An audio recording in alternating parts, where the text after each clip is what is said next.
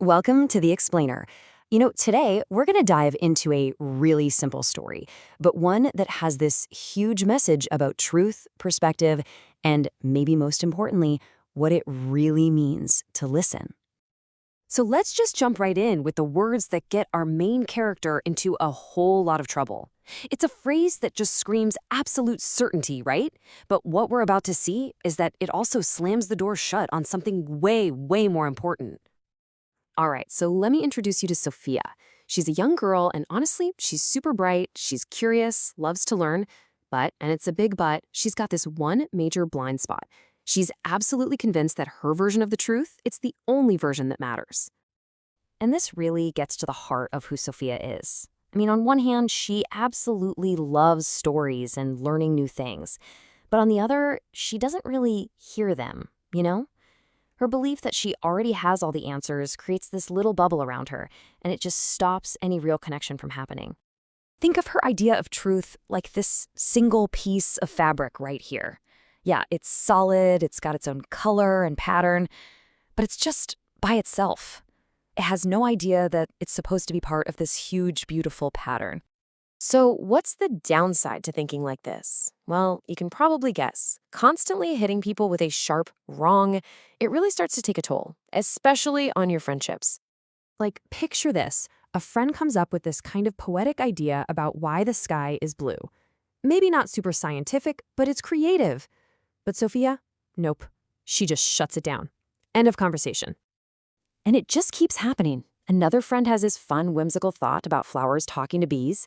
And again, she just dismisses it. Nonsense. And notice what's happening here. She's not just correcting a fact. She's totally invalidating their whole point of view. The result? It's kind of heartbreaking, but honestly, it's not surprising at all. I mean, who wants to share their ideas with someone who just makes them feel dumb? So her friends start to drift away. And suddenly, Sofia is surrounded by all her truths, but she's completely alone. But someone's been paying attention. The teacher sees what's going on, this little rift forming in the group, and she gets it. The problem isn't about who's right or wrong on the facts. It's about feelings. So instead of some boring lecture, she hatches this really creative, hands-on plan. And it all starts with a super simple request. She doesn't ask for an answer or a fact. She just asks each kid to bring in a small, personal thing, a little scrap of fabric from home. And what they bring in is just wow. Every single piece is different. You've got different colors, textures, patterns, you name it. Each little scrap is like a tiny reflection of the kid who brought it in, a small piece of their own story. Okay, now this is where the teacher's plan gets really brilliant. She's about to take all these random-looking scraps and use them to teach one of the biggest lessons in life. She doesn't just, throw them in a pile. She carefully stitches every single piece together one by one.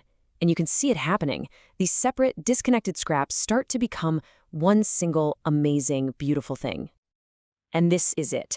This is the big metaphor of the story coming to life. The teacher holds up the finished quilt, and she calls it the quilt of truth.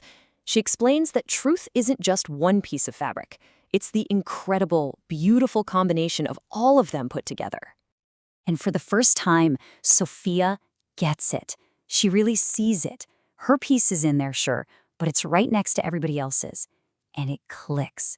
She realizes if you leave out even one person's piece, doesn't matter how small, the quilt has a hole in it. The truth is incomplete.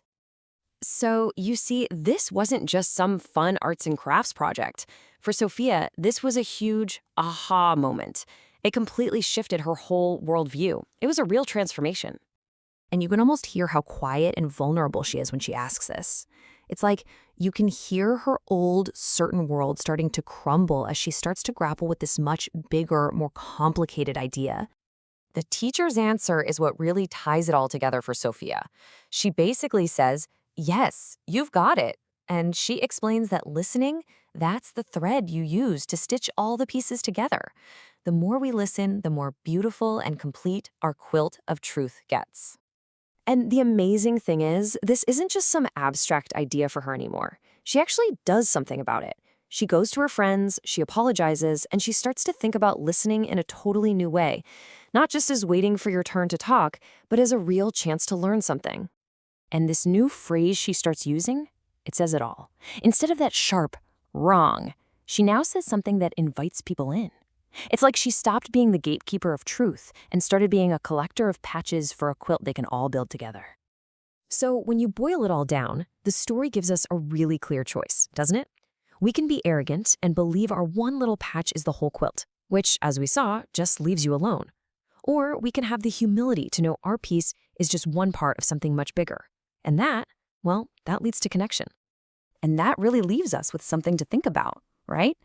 Every one of us has our own unique patch of truth, based on everything we've been through. So the real challenge isn't just knowing what our own patch looks like. It's figuring out how we can share it to help build a bigger, more beautiful quilt with everyone else.